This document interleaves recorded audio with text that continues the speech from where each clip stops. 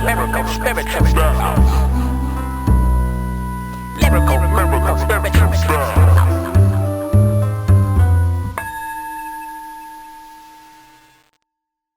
For those that don't know you, what's your name? Where you from?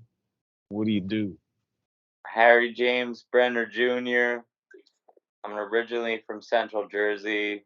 I've been in Chicago for more than 20 years now. And I basically do solo piano and drums on cassette. And Potions in New York helps me put out my LPs. And I do my own thing from over here, you know? Man, the myth, Harry James. Yo, I thought for some reason you were from New York, man. It's real close. I mean, I could get to Central Manhattan in like 30 minutes from my mom's house when I was a kid, you know? What part of Central Jersey are you from? Saraville, like John Bon Okay. Jovi's hometown. Ah, So nice. right by like New Brunswick and Rutgers and Yeah. all that good stuff. Yeah. A lot of good jujitsu guys come out of New Brunswick, man. Yeah, man. They do all Yeah. sorts of mixed martial arts and Oh, in dude, that Jersey's area, a you tough know? state.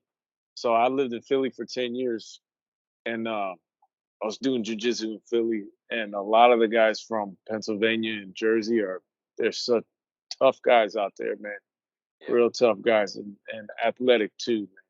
I love Jersey. A lot of my friends from Jersey will be like, "Why you like Jersey?" I'm like, "Oh, it's kind of a pretty state, man. The pines are nice. You got the beach. You You got got a lot everything. going for you." There's like every sort of topography. There's every sort of social class. There's every sort of everything. And everybody's always like, you know, it's very racially and socially intermingled, which is Oh, it's beautiful. diverse, bro. It's an interesting place, man.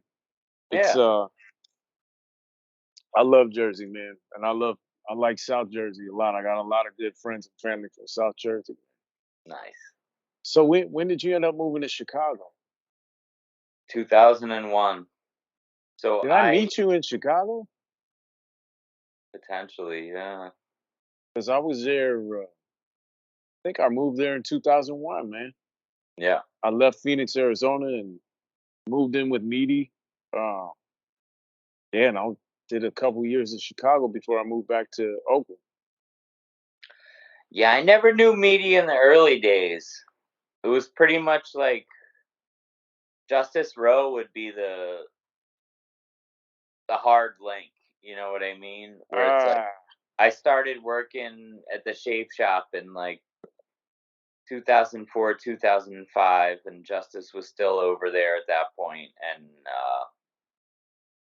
so you know the Royce guys and all that. yeah, absolutely.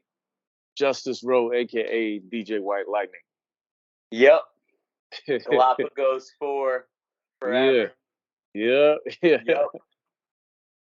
So when did you start performing in Chicago? Because the releases I've seen were pretty recent. We'll get into that in a minute. Yeah, so I mean I had like I had a trajectory through different groups and different ways and different kind of things. And then I ended up Chandeliers was my mainstay at the end of Mm. that time. I mean, I had a group called the Killer Whales that was like real punky, funky, super fun kind of dance music with two drummers and a guitar and a bass. But I got into this point when I was in Chandeliers where I was starting to play keys more and more, and I was practicing piano on my own, and then I was living in the Shape Shop, so I had a studio and I had all my stuff, and I had a 4-track, so I just started doing the stuff on my own, probably early 2019. You know. So when did you start playing instruments? Is that when you were a kid or when you Yeah, moved to Chicago? yeah. You've No, been that was playing your whole life. yeah. You're So classically I trained. played in in like the school band, and played a little bit of guitar, played a little bit of like snare drum, played a little bit of piano, played the baritone horn, which is like a sort of like a baby tuba with 3 valves on it, and then I got really into the drum kit because it was always I have a weird thing where like I hate the fucking drums because like if somebody's playing the drums and and they're showing off or they're like they're doing too much or they're trying too hard, it really it can affect the whole group. So it's like I started playing a drum set, and that was my. I mean, when I moved to Chicago in 2001, I was a drummer. I was in no way. I never touched a piano. I never. I Really? never. Yeah, no, I never thought I would be a piano player at all. Wow. So wait, but you said you played it a little bit in band in school, right? Yeah, but that was no. I played like I took piano lessons from this weird guy named Mr. Comstock when I was like, and he had a band called What's the Difference, and it was like Christian rock shit. What's the difference with the Z at the end? But like Mr. Comstock, like my hands were too small, All right.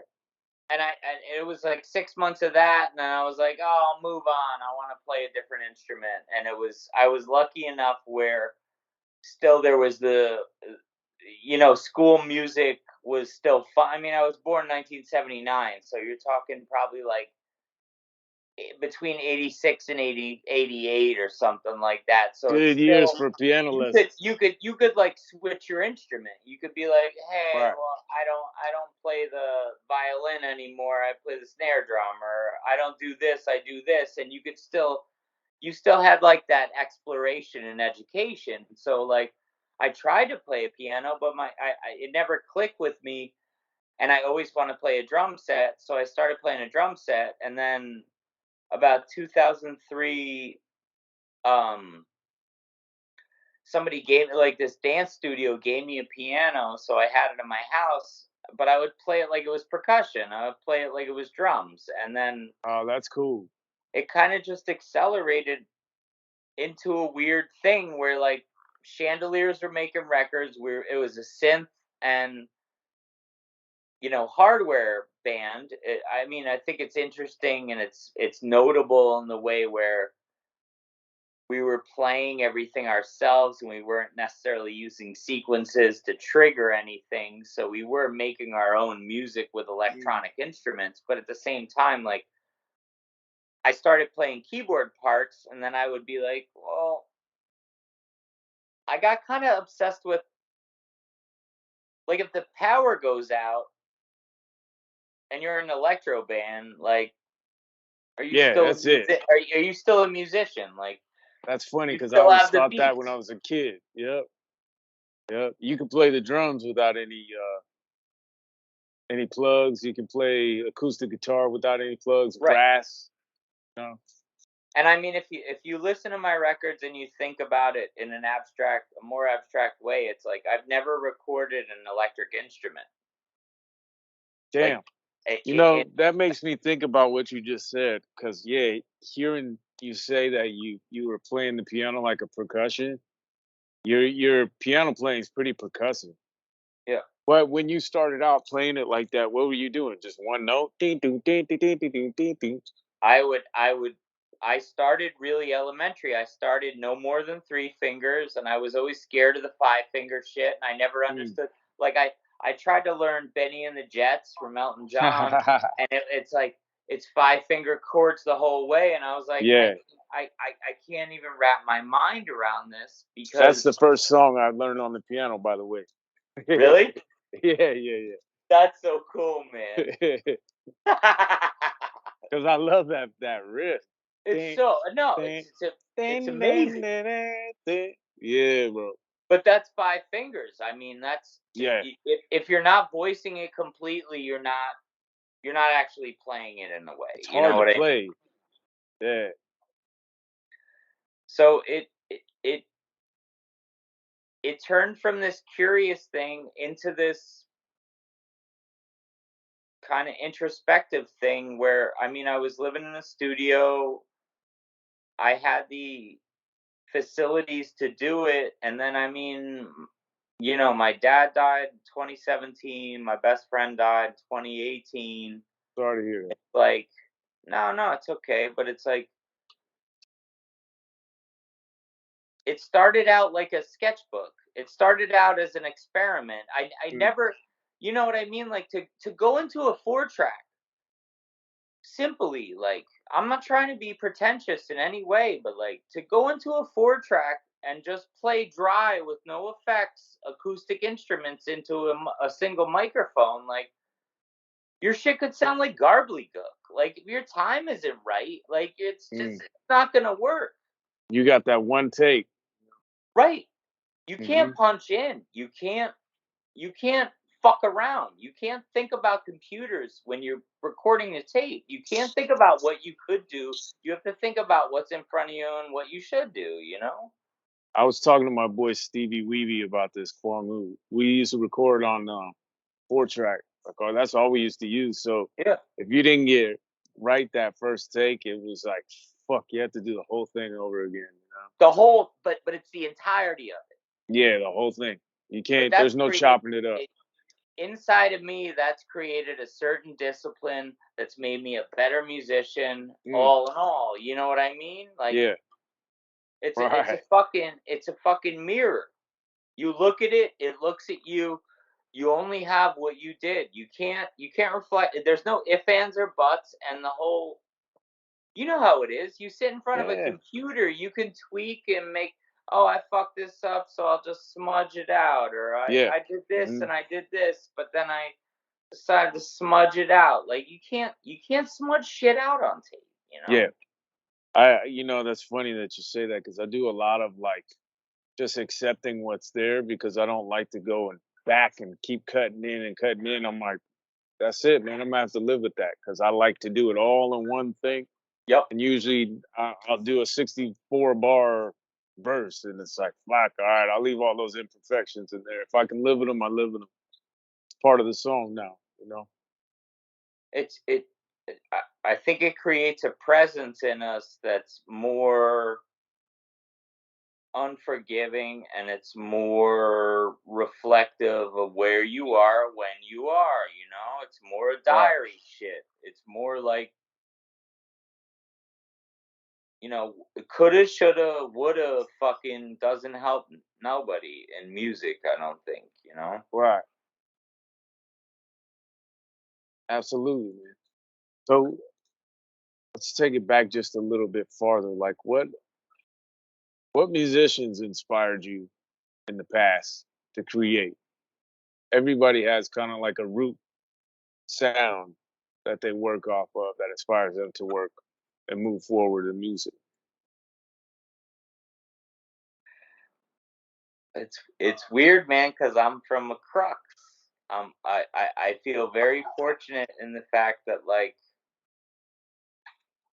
I got to see the late '80s and the early '90s develop, and Mm, I got to, we used to, at that time, we still had the ability of finding new shit. right.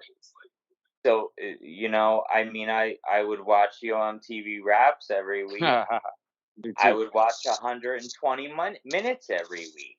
I Mm, I I never found my mother is a guitar player in a band and like sang on stage. mm, So I never found the intimidation of being on stage or the presenting music to people as intimidating in terms of, like, you know what I mean, certain yeah, like stage absolutely. fright or something like that. But like I feel like I'm from a really special time because I was in hair metal '80s and early '90s New Jersey, but then I was really into rap music, but then I was really into metal, but then I was really into anything that was interesting and weird. Like if it was cool and it was interesting and weird, I found I found at least the patience to try to give it the respect to the listen at most. You know what I Right. mean?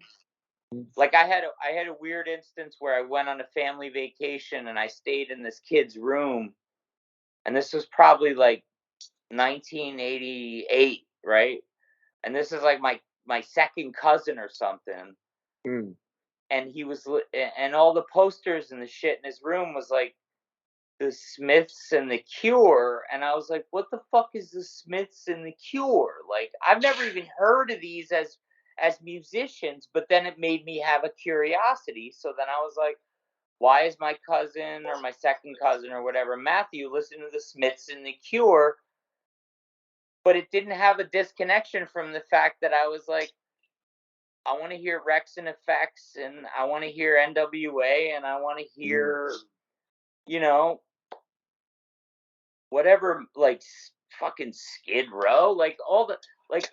I feel like I'm like I'm from like this.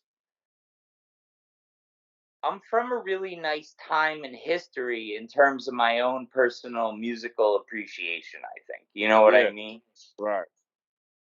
Where it's like, I mean, I'm from Jersey, so Frank Sinatra's big. Always heard Huge. that. Yeah, yeah, yeah, yeah, Always heard fucking Phil Spector. yeah. Always Yup. heard the Ronettes. Always heard that shit, and it had a sentimental feeling to it. And then the newer stuff was the more like, if it was metal or if it was rap or if it was this, it was just something that kind of. I never found a delineation in my mind where like I'm very very happy when and I appreciate you asking me about. I never really think about this, but like I'm from a nice crux in the crossing of genres into what created maybe what we have now. But at that point, there you had to put in the effort. You couldn't. You had to get the CD or the record or the tape. You had to get the single. You had to get it. You couldn't go on the internet and just be like, "Oh, I want to listen to this because it's cute." You had to have the curiosity and you had to have the seriousness of being like, "I have to seek this out, and maybe it sucks. Maybe I buy a whole record and I like one song and the rest of it's a piece of shit." But at the same time, maybe that band has the best song you ever heard in your life because we all have different preferences. You know what I mean? Yeah. Yeah, it's funny you say that because like that era, I'm from '81, and that era, like I'm from a similar kind of lineage. My father was super into blues and hair metal and Yeah, metal, and yeah, my mother was super into like bebop, Frank Sinatra, and soul. yeah. And we grew up in the era of when rap was new, Right. and so all I listened to was UMTV raps. And then getting older as the '90s approached, like where I was from, listening to metal and shit like that and blues wasn't cool. It was like you Right. listen to rap or it'd be like, what are you, a fucking, I don't, you know what I mean? Were you a skater or something like that? And like, Totally. no, like every metal band was related to a skater or some shit like Yeah. punk or something like that. But now, in this day and age, everything is meshed together because we went through that bullshit. Everything is meshed together, and all these kids are cool with you listening to everything. They expect you to. Well, but I mean, at the same time, when you get down to it, it's like if we're looking for the perfect beat, if we're looking for what's cool as shit, I mean, if you turn back the clock, I was talking to my friends recently about listening to Pantera, and you listen to Pantera, and you're like, when this came out, I thought this was the toughest shit in the world. And you listen to it, it's like country two steps with a Yeah, bunch yeah, of yeah, chorus and shit, yeah. where you're like, you put chorus on your guitar? Like, Yeah. how tough are you? There's chorus on your fucking guitar. You know what I No mean? Like, way, boy. but it's like you turn back to Black Sabbath, like the toughest metal in the Mm, world, and then at the mm, same time, there's still an underlying adherence to a form, and the form is mm, not necessarily different. mm. Good music is good music, and it just Right, has. right, right. Yeah. It doesn't. It. I don't listen to new country or anything like that, but like I try not to be too partial or find myself pigeonholed by my own tastes, See because that I always even new find like country, there's, bro. huh? Even new country has changed. You know, like new Of country course. sounds like rap now. It's Well, so right. crazy, man. Right, You but know, it's all this adherence to a certain structure, and it's you know, the one thing I could say about the music that I've made in my lifetime that I'm very proud about is it just came out of me, and it's based on my experiences, and it's based on my intuition as a player. It's mm, not based on predisposed notions of what I wanted to do when I went into a studio. It wasn't based on a genre. It wasn't based mm, on an anchor. It's based on what it fucking feels like in your normal day, Like, yeah, I think that's, hopefully that's what adheres to the curiosity that brings people towards my art. I mean, I don't. I mean, it's an honor to talk to you, man. It's an honor to talk to somebody like you. Like, I'm same, not, bro, same. like, I'm not. I sit on the fucking side of rap music knowing that if you could always flow over my shit, but at the same time, it's like, I mean, my girl says it's like a gateway to jazz, and I'm like I don't. Yeah, yeah. It's the love child of jazz, man. It's it's it's whatever is boiled down into somebody who really cares about music Mm, is really what it is. And I'm not that good. I'm not that good of I'm a pretty fucking good drummer, but like when it comes to piano, I'm not that good of a piano player. Just follow my ear. yeah. So, hey, bro, I'm not a great producer, but I follow my ear and I follow my Right. heart. You know what I mean? I do what I Oh, feels good. yeah. What I want to put out. You know what I've been waiting to put out. I think, man, I had this thought. Now I think I lost it. But yeah, I can't remember what I was thinking. But I had this important thought, but now it's gone. It ain't that important. All right. But yeah, I'm not the only one that appreciates what you do. It's like obviously, well, my boy Zach from Hands Made really digs your shit too, and Yeah. I'm happy that Meaty put your shit out and it came out on Potions because Potions is really like pushing a lot of shit before that thing becomes a thing, and I think Meaty has a great ear of finding just amazing talent. You know what I mean? Like he's a good dude to be working with, especially for you. And how did that come about when you got with him? Was Harried on Potions too? Yeah. Yeah. Yeah. All my solo shit is on Potions. So the vinyl's not available? Yeah, we sold out pretty quick, man. Damn, bro. Nice job. Yeah. I know Yeah. that probably you think you brush it off as nothing, but I think it's something, man. It means No, people really care, you know? it means the world to me. I mean, Andrew, Meaty, like, the interesting thing is, like, I was working as a mover and I moved his brother, his brother John, who I know really well. And at that point, Chandeliers was gonna do. We were originally gonna, my band was gonna do a record on Cherries, Mm, and he was like, "Well, I'm gonna start a new thing, and we're gonna do it on Potions," and we decided that. But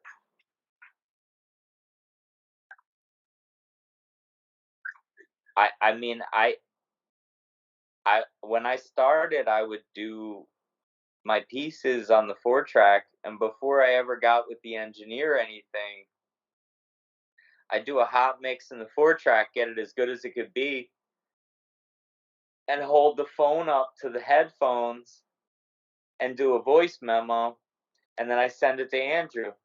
And I'd be like, "Yo, he's either gonna like it or he's not." And he liked so many of them that we got to a point where we were like, "We're gonna do a record," and it was just it was very natural, and it's very beautiful to think about, man. And it's something that I take very seriously, and I can tell. I like I don't.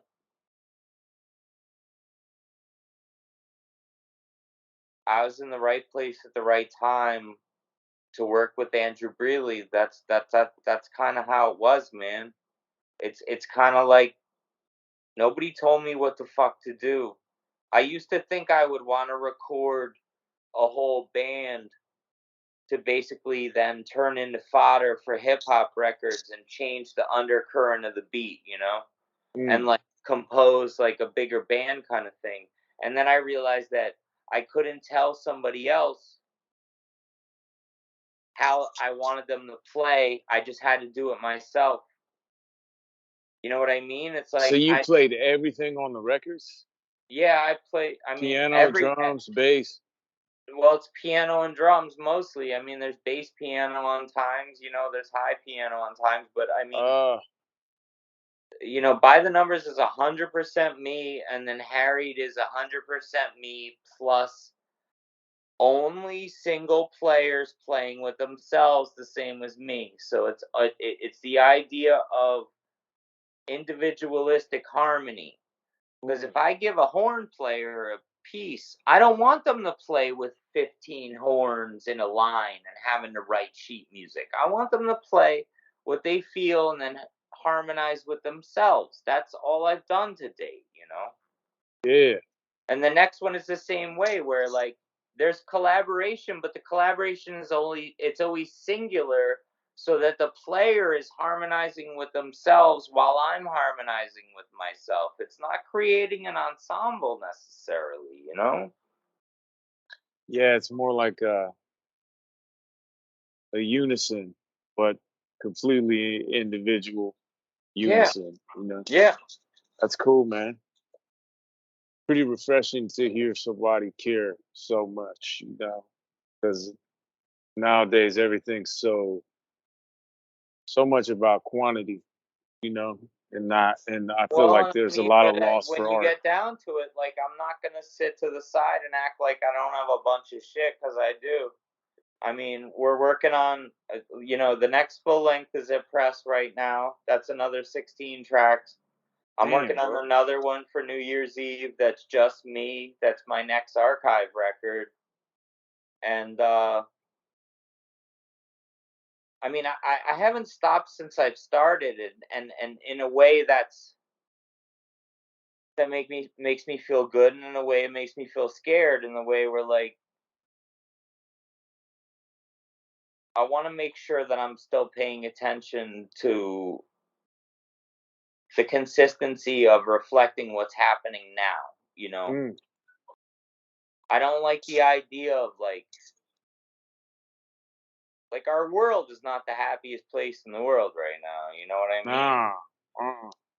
And I don't know if like sitting around and dancing and being deflective of the fact that like the world's kind of fucked up right now is really what I want to do artistically. Like I can make a couple disco records. I can make some dance records right now, but that's not necessarily where I don't feel my soul going in that direction. Yeah. So Well, we could all use a little funk in our lives. You know what I mean? oh well, absolutely. I mean, we gotta dance, but at the same time, it's like let's dance gritty. Let's not dance stupid. Oh yeah, yeah, yeah. You gotta dance cautiously. You gotta be prepared. Yeah, The old Jersey Shuffle, bro. man. I sincerely appreciate you asking me to talk, man. Yeah, when I heard the record, I was like, "Fuck, I should get Harry on here, man. It'd be cool to talk to him because you're kind of a myth. You know what I mean? Like you're around, but just Is by it the because I internet, don't show my face? Tell me why, man. I yeah, want to maybe know that's why. why, man. And also, your music is very intriguing in a mysterious way. You know what I mean? Okay. To hear you talk about it like this, it's like I said, it's really refreshing, man, because it reminds me of back in those Galapagos days. Everybody cared so much about what they were doing, what they were writing, what they were creating. It wasn't about attention at all. It was like we had the moment seized, Yeah. we had the attention of a bunch of people, but for everybody in the crew, it was like the main focus was the art and the music and getting that out to people in a Yep. pure way, you know? No, and it's absolutely, at the end of the day, I think that's the most beneficial thing to do as a musician, because then you don't have to doubt your steps. You know what I mean? Mm, Like, I don't I don't involve my fucking ego. I don't involve my happiness with my creation. I don't need the validation from the outside world, because I know, like, I'm in my mind, I'm making beats for maybe 10 years from now. You know what I mm. mean? Like, I'm not. If you turn around, what are you gonna do? Look for Spotify, look to Apple for your fucking numbers and your $12 at the end of the year? Like the real know the real, and it's like, I mean,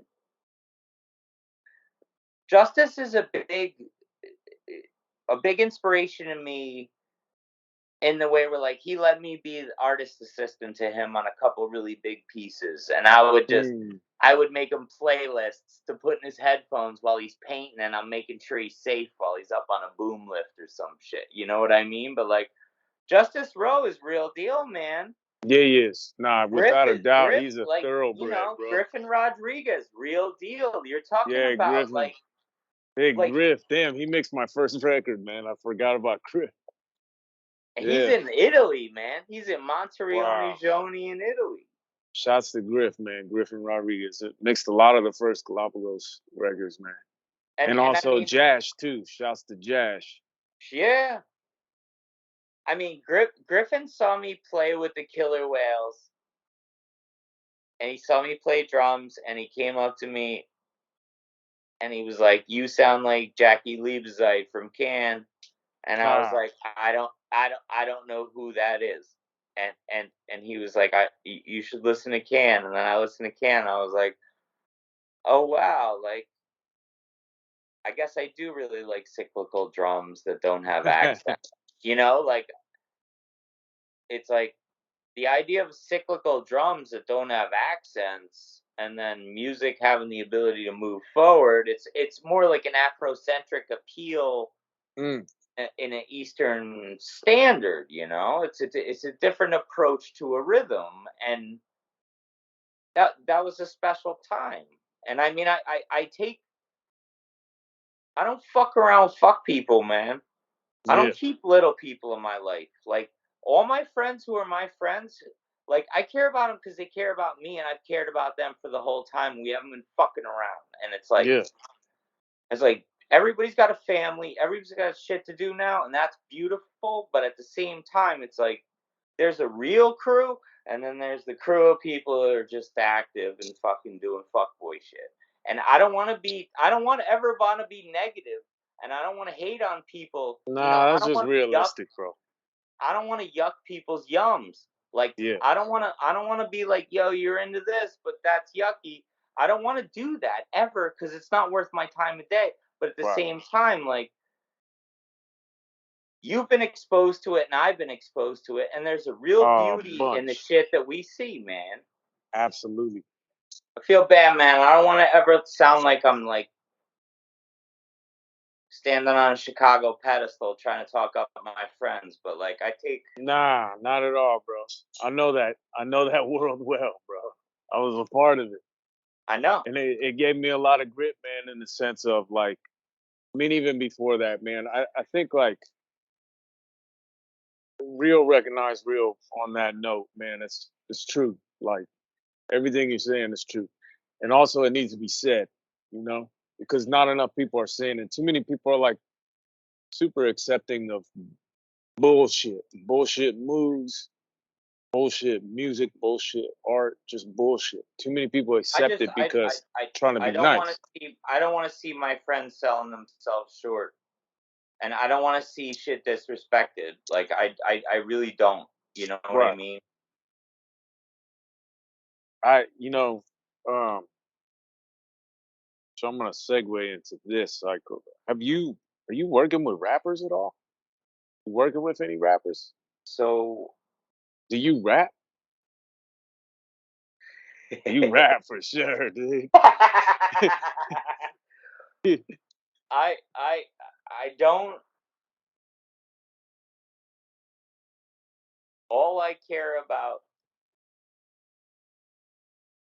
care about contents and cadence a lot. Okay. Mm.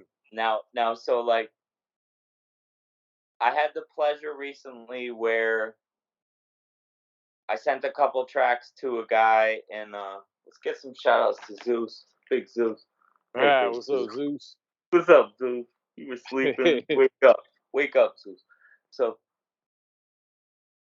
this guy named Tehran the Light, he's in Connecticut, and I gave him a couple beats, and I thought that he was gonna send me back this slower, drudgier one. And then at the same time, I had a flute player collaborate with me on that one. So I was wondering if I was gonna get back two alternate takes of the same song with stuff that wouldn't match up, let's say, right? But Tehran picked this totally different one and did a really fast, really impressive flow on top of what I gave him out of a track that, if I'm honest, I mean, without the vocal on it, it would be a scrap track. It's just it was almost like a music exercise for me. It's just a faster, What's the more tempo? up, huh? What's the tempo? Probably one, 120? nah, probably like 145. Whoa, damn. That's Like pretty pretty. fast to rap on.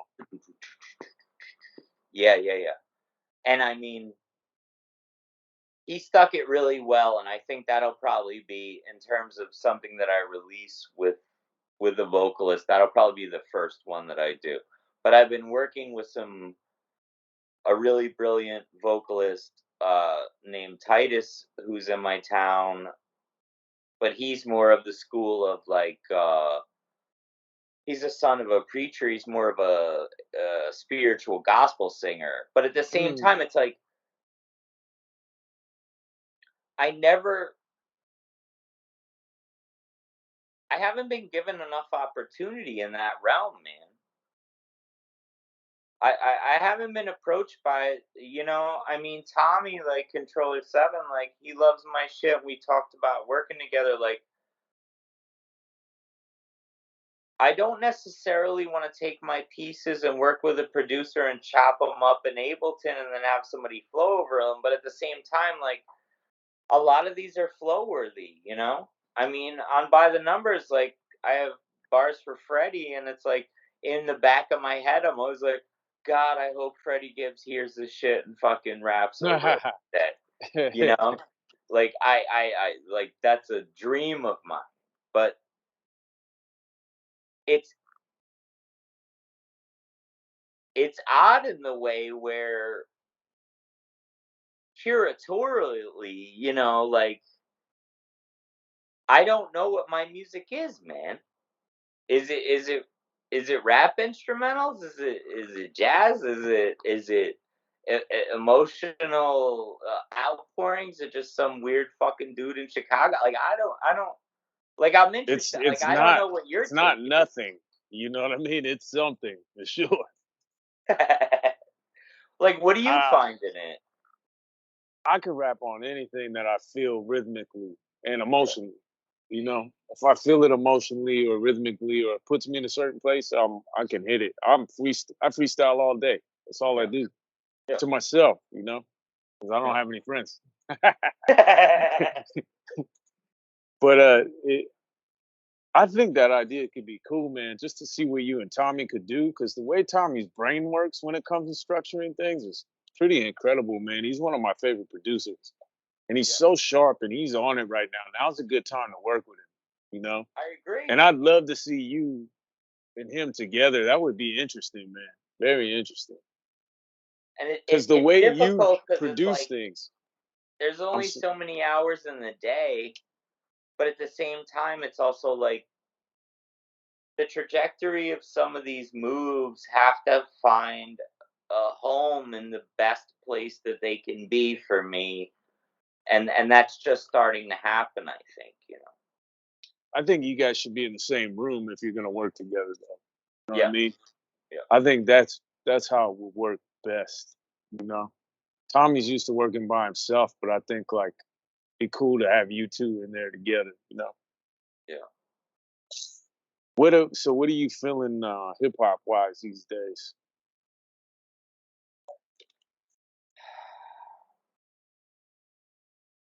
I like Mike a lot. Open mic? Just Mike. Oh, Mike. Miike. I haven't It's listened to him enough. just MIKs get very long and drudgy. I mean, I try to keep up as much as I can, you know, like I had a period of time about a year ago where I was very much touched by Billy Woods and shit like that, Mm, but it's also like I'm sort of in a like I found the love of my life. Like I'm in a more positive, more like trying to be healthy kind of a way. And I mean I'm open to anything. It's just mm, it's that I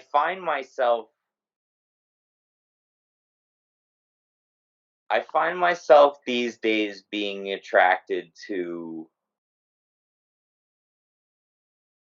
a lot of Jamaican music, which has always been the case, you know, like a lot of like early rock steady, like just the production value. It's not mm, necessarily the music, it's the production value. And it's like I don't like to hear the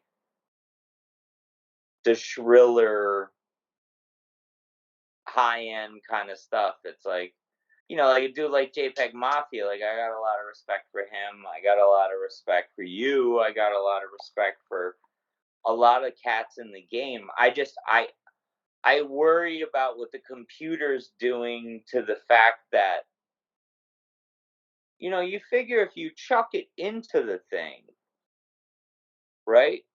mm. No matter how good you chuck it into the thing, no matter the quality of the mic or where you put it in the room or anything, you chuck it into the computer and you never take it out of it and put it back into real air, then it's zeros and ones. Yeah, If it's never absolutely. hearing real air, it's just almost a synthesized replication of what happened in a room. Right. Like I like reamping a lot. I like the idea of like shit moving air. I like the idea of you know, the timbres having some sort of ability to be above and beyond the sources in which they're working. You know what I mean? Like we all need to work in computers. Like I have to mix my shit in a computer, even though I work in a fucking 4-track. But like I get caught up when I hear something and it's too modern. Mm, In terms of like it's not benefiting the art. You know what I mm, mean? Like a Kendrick Lamar record or a Beyonce record, it's using the entirety of the medium with a bunch of producers. There's a whole team of people who are mm, creating these timbres that are then mm. coming back to you. But I mean, for us, it's like we don't have the money for that shit. So if you're rapping into a computer and you're never putting it into the speaker and re-recording it, it can potentially get trapped in this little box of sound, you know? Mm. That's an interesting way to put it, man. Yeah, I have like a couple different styles that I work with constantly that I'm juggling. You Yeah. know, warm analog, sample based music, Yeah. synthy, heavy digital music. You know, Well, right, but I mean, even that synthy digital music can be taken then and put through a speaker and recorded one time, and it can make all the meaning in the world. yeah, I've It can never thought about that. That's a good point, man. It's cool. because it's the ear knows, you know. Absolutely. See, that's my first record that I recorded was all on tape, and Yeah, that was with Griffin and Justice. yeah, Justice had this studio in his house, in Hyde Park, and no, it was in Hyde Park. Forget where he was living at the time, but he was doing everything to tape, and it was so warm, man. It was like a dream come true because all I wanted to do was do analog shit, so an analog scene. You know, it was a dream come true, and it had a lot of life in it because of that sound. And Well, and it's like the thing that I like to that I like to remind everybody about Meaty, right? Is that Meaty went to high school with Virgil Abloh, you know? yeah, yeah, And you're talking about one of the most solid theorists of art, one of the most solid executors of style into design, into execution, into money, into mm, fucking success. mm, And one of his big theories about art is that it has to appeal to purists and tourists in the same way. mm, So if you walk into a gallery, no matter how high art minded you are, or no matter how fucking stupid you are, you're still going to be able to absorb something in the same dimension and manner. That it's that mm, successful. You know what I mean? mhm. And Absolutely. I find that shit to be very important. And I find that shit to be very inspiring. Where it's like, So, have you checked those boxes off yet? with the first record, man, I'm not gonna tell you the most intimate details of what's going on, but the woman that I'll marry in my life, she came to love me because she went on an unsuccessful date, and her date turned her on to my record, and she listened to it for a year and a half, Whoa, that's and then we met each crazy. other because of my music. That's wild, bro. So I have more success in my heart, and I know that I'm doing the right thing. So Mm, I've already been given my fucking universal blessings. mm, I already know that I did the right thing in the first spot. You know what I mean? wow. So that changes the dimension of it. Like I feel I don't put on anything I don't feel really 100% about. Mm, I got enough pieces where it's like I've bistepped myself a lot of times, man. yeah, I try to only put out heaters, you know? yeah, absolutely, man. So Yeah, that's true success right there, brother. That's cool. that's different, man. That's Yeah, the universe giving you a pat on the back and being like, "Hey, you made absolutely, the bro. right decision," you know? Like, That doesn't sound like anything but how it's supposed to be. You know, yeah. it's cool, man. No, but I think the idea of that thing that the tourists and the purists, you know, like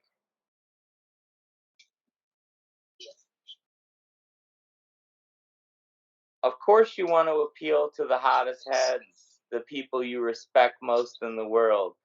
Yeah, But maybe you might have a different angle where you want to be successful in a different way or something like that, and you have to appeal to people who have no idea who the fuck you are, you know? yeah, And it's like I don't look at shit like Spotify numbers or Apple numbers as success. I look at like the connections that I've made with people all over the globe with this music. Like, you know, like my boy Andre's like, hey, we had dance parties to your shit in Luxembourg in like a castle, and I'm like, okay, what the fuck more can I do from a basement apartment in Bronzeville, Chicago, than to go? You know what I mean? yeah, Like I mean, I think you got to be like, I try to be very true to myself and true to like whatever it is that's going on. I don't like ego, man. Ego yeah, doesn't serve you in music, man. Like your performance and your chops serve you in music. Like what's cool is actually cool. And most of the mm, shit that's cool now is just because somebody says it's cool. And I'm not looking for some 25-year-old to pat me on the back and be like, "You're the newest thing." Like I don't Like, what the fuck do you know? Like, you know that we know. You know like, sometimes when you get jaded, like, you don't want to be jaded. You don't want to be an No, old crotchety man, but, like, no. once you have the experience, you already know what it is. Yeah, man. Anybody, any band. One of the beautiful things my buddy Dan Jugel taught me, you go to a show, even if the band's a bunch of assholes, they could have one song that's pure gold. And it's just a matter of four people getting together and they made their one fucking successful thing. Yeah. And that's exciting, and that's always going to remain exciting. And it like I don't root against the band. I don't root against my peers. I root for my peers. I want to hear better music,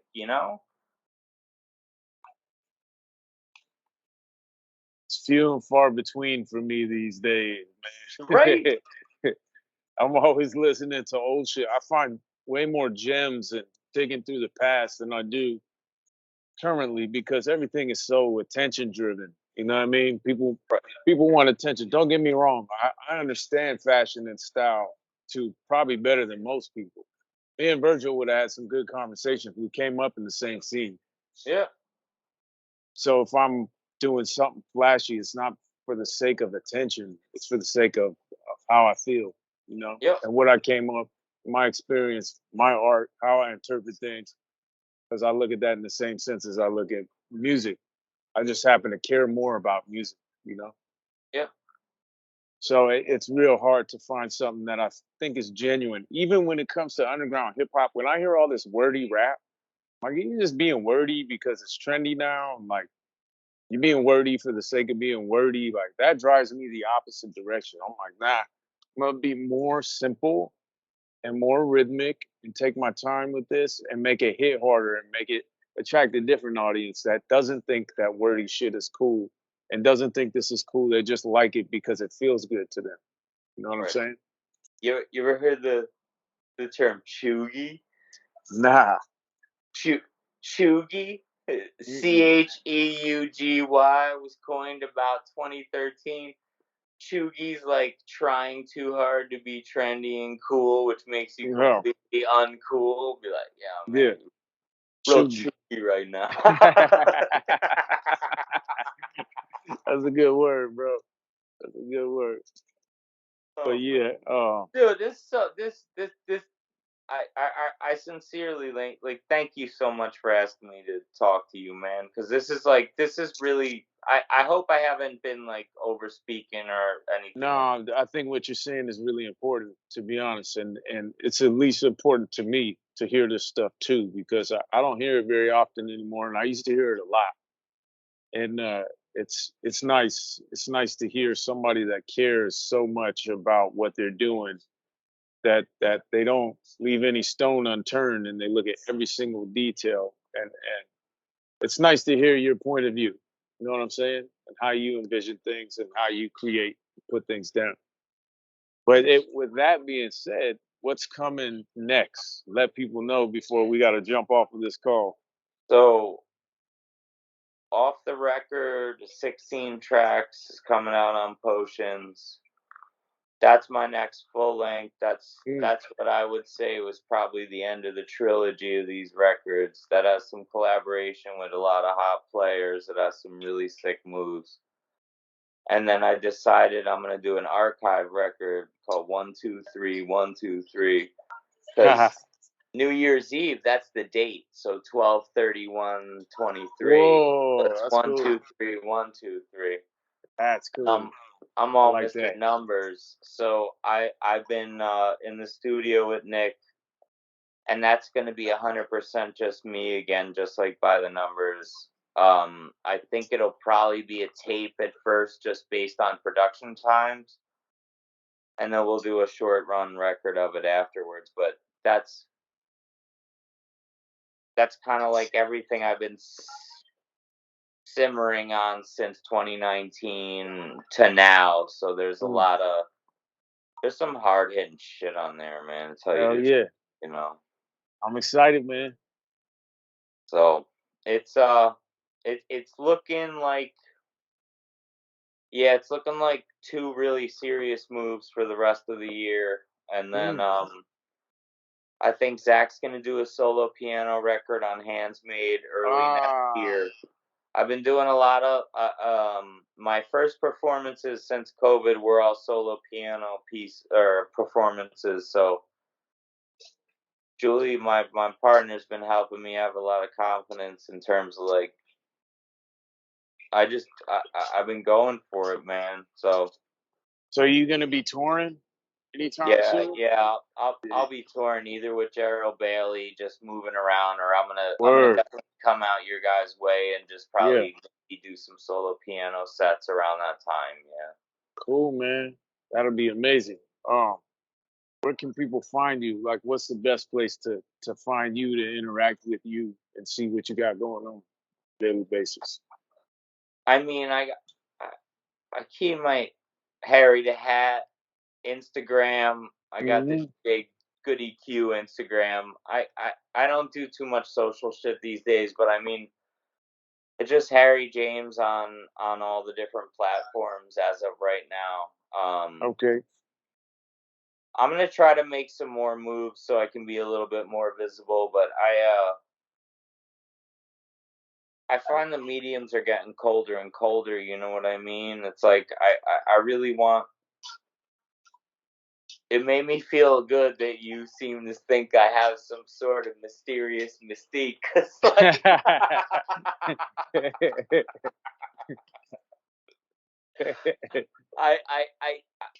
I stick behind the thing from when we were a kid, where it's like, you know, I'm very hungry, man, but I am not thirsty. Like I'm not gonna try to run out and be like, hey, look at me, hey, look at me, hey, look at me. Like, I mean, I don't want to make art like that. I want my art to stand on its own, you know. And it's like there's an absorption point. The first record did, you know, really good, partially because it was during COVID. But I mean, at the same time, it's like,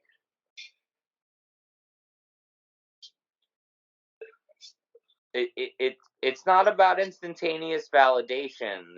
This isn't like, if I put out a record and it doesn't hit in 6 months, I'm not gonna go home and cry about it, because I mean, the best records I ever heard didn't hit for me until fucking 50 years after they were made or whatever. Right. So, hungry, never thirsty. That's the Harry James credo. Yeah, well, I mean, what you're doing is very unique, important, special, powerful, and, you know, happy that you're doing it, man. This has been an awesome conversation with you, and I'm very honored to do it with you, and I'm grateful and thankful that you did this for me, man. I feel exactly the same way. Thank you so much, JJ. Like, I got nothing I'm sorry but it took love so and long. respect from you, man. Same, bro. Sorry it took so long, man. I've been like pushing. You're the first No, and episode in I like was a couple wondering. I'm months. like, are we just gonna chat for a minute? Or are we doing the interview now? Nah, Like, what's honestly, what? bro, I'm working on a record with my boy Scott Metallic from New York. That's my And guy. I did an interview with him, and we've been pushing the interview back until I get this record done. But I haven't had time, man. I'm a busy dude, so I was like, fuck, let me just jump back on the podcast so I can get shit out to people, because people are listening, man, and I appreciate people listening. Tell Scott I love him. He's good people, man. I will definitely. And I mean, you know, you ever need me, just come find me. I'm always gonna be there. I know where to find you, bro. Believe me, the wheels are turning. Yeah, wheels are turning. Big Harry James, man, thank you for doing this. I appreciate you. Thanks for coming on the Mestizo Show, Lyrical Miracle Spiritual Show. I appreciate you, and give my love to Chicago, man. Keep crushing it. Yes, sir. All right, brother. Peace. Have a good night. Lyrical spiritual style. Lyrical spiritual style.